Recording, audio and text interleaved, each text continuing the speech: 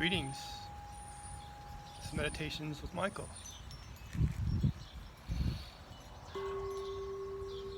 Start with 3 pull downs.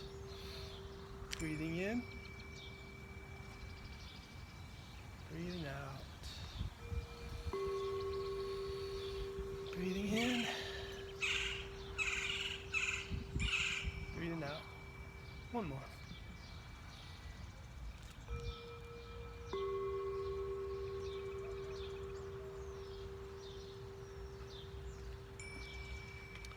So today we have a brief reading from the Bardo Thodol, or the Great Liberation upon Hearing in the Intermediate State, more commonly known as the Tibetan Book of the Dead.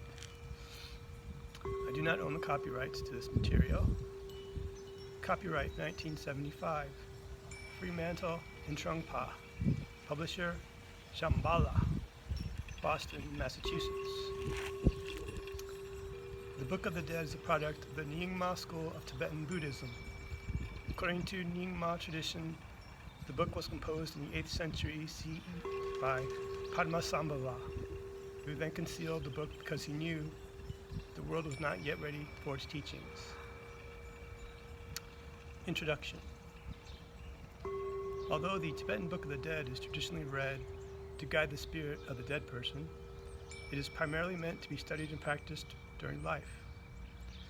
Not only so one will be able to remember it at the time of death, but because its teachings actually refer to this life just as much as they do to any future existence.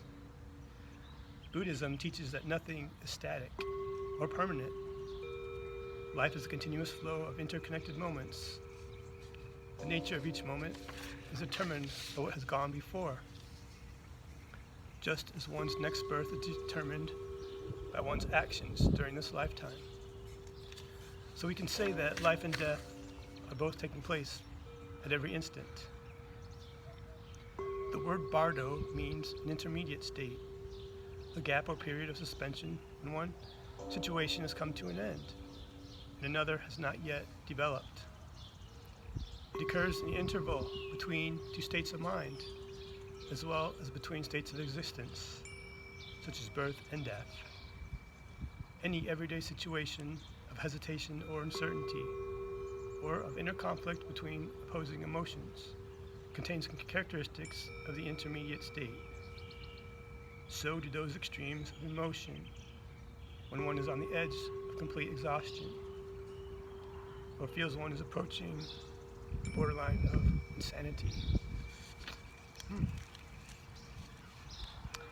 At such moments of concentrated energy, one may suddenly enter a neutral state in which one feels completely free, calm, and detached.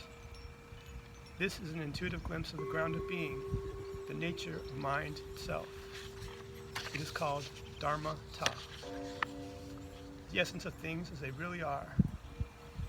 It is described as indivisible emptiness, luminosity.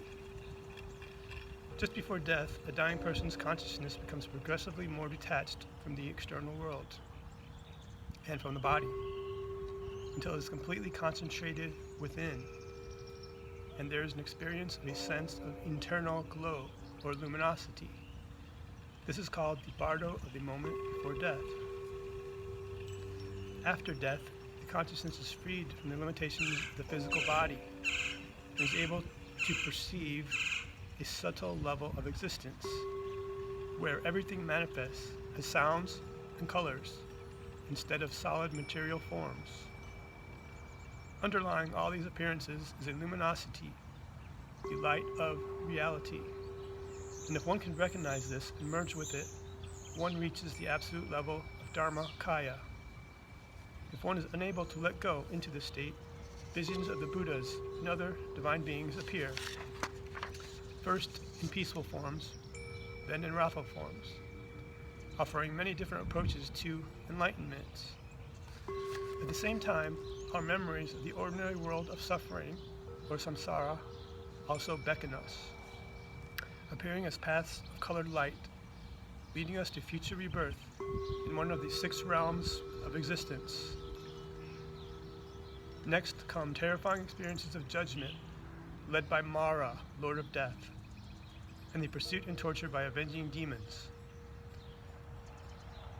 The fundamental teaching of this text is to recognize these visions as the projections of one's own mind. As soon as one realizes this, one is liberated from the visions.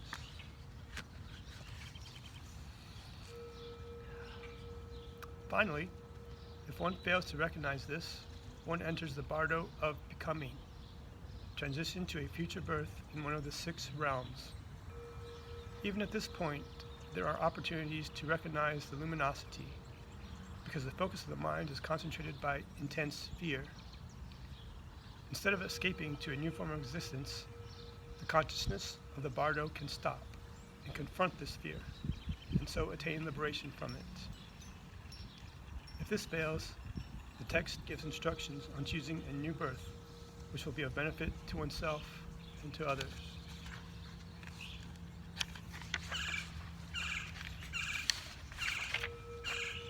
All these situations described can be seen as symbolic or visionary pictures of experiences in human life. Always at the last minute, there is the possibility of refusing to give in to anger or passion, refusing to be caught up in that world, and preventing the birth of some seemingly inevitable situation. The 6 realms of existence represent both the various states of mind into which our consciousness is continually reborn, and the different ways of experiencing the world. They arise from the instinctive emotional reactions to the openness and brilliance of the luminosity. The realm of hell, the lowest realm, is the most intense, dominated by hatred, anger, and aggression. Hell can be burning hot, an environment of claustrophobic terror, or icy cold, a frozen isolation that results from pride and resentment towards others. The realm of hungry ghosts develops from greed, a hunger that increases and can never be satisfied. Possession brings no pleasure, only searching and grasping matter.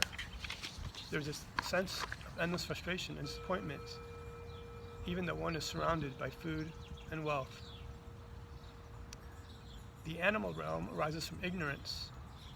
It is a deliberate turning away, playing deaf and dumb, so as to avoid the brilliant light of reality. It can create a comfortable, predictable life, but one that is mechanical, without any sense of humor, unable to respond to the unexpected or unknown.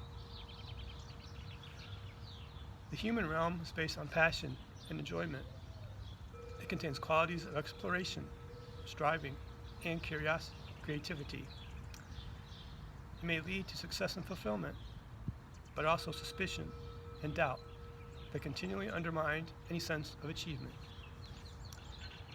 The realm of jealous gods is based on a fundamental sense of jealousy or envy, as though the existence of others is a threat to one's survival. Here, no relationship is possible without intrigue.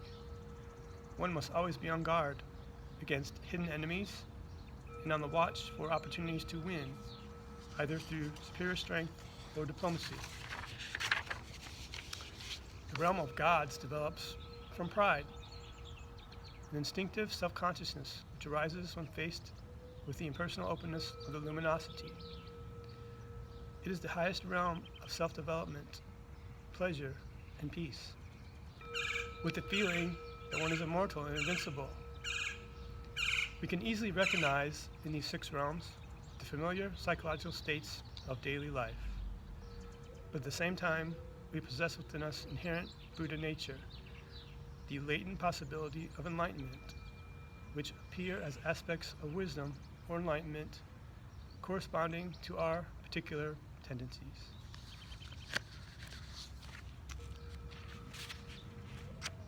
To be continued. Let's do 3 pull downs.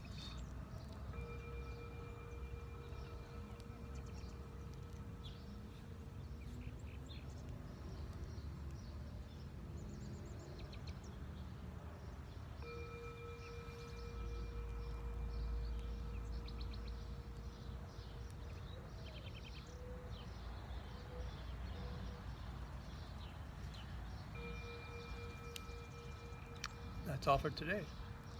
Appreciation. Till we meet again.